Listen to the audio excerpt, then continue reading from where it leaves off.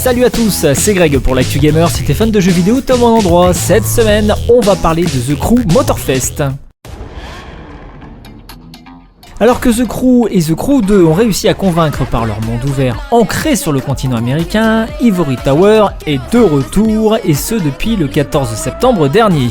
Après une vidéo de présentation d'une dizaine de minutes qu'on avait pu trouver sur internet, le moment était venu pour moi de dompter 4 pistes avec des scénarios bien différents et de choisir 2 playlists d'un de ces scénarios pour les approfondir. Alors à commencer par un parcours citadin de nuit avec des inspirations très japonaises dans l'éclairage. Les fans de Fast and Furious Tokyo Drift apprécieront, avec des raccourcis à prendre pour finir devant tout le monde. On ressent bien le côté arcade de la chose et les graphismes ou effets de lumière ont bien été boostés au niveau curseur quand l'on compare à The Crew 2. Le directeur créatif Stephen Bailey, alias Fergus, a assuré que ces décors étaient adaptés et adaptables selon les playlists, donc pour les courses. En monde ouvert, on retrouve un cadre plus sobre et calé sur l'ambiance hawaïenne.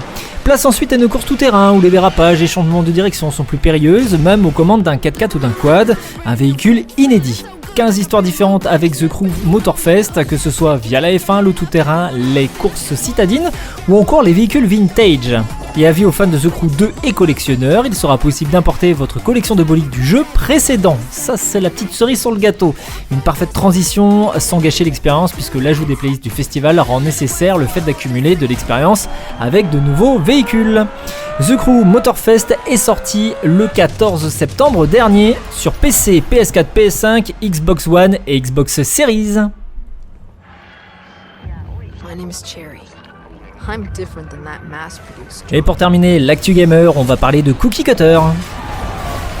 Genre incontournable du jeu vidéo depuis sa création, le Metroidvania ne semble pas être en perte de vitesse. C'est en tout cas ce que l'on a pu penser grâce à ce fameux Summer Game Fest, qui n'arrêtait pas d'ailleurs de le mettre sur le devant de la scène. Outre Blasphemous 2 ou encore The Spirit of the Samurai, qui a fait office du spectacle lors du futur Game Show.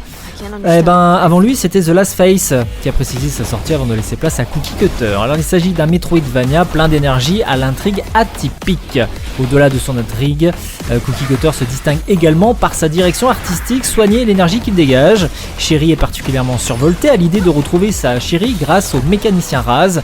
Il est de bon conseil de ne pas trouver son chemin. Tronçonneuse, guitare, canon à plasma ou encore bécane, l'arsenal de l'Android a l'air particulièrement varié et affûté. Nul doute que son aventure mettra sur sa route d'autres outils tout aussi efficaces. En tout état de cause, Cookie Cutter peut être ce genre de jeu survolté et léger à la fois, parfait pour mettre des paillettes dans votre vie, une bonne manière également de se préparer à la pluie de Metroidvania qui devrait arriver dans les prochains jours, puisque Cookie Cutter sera disponible très rapidement sur PC via la plateforme Steam.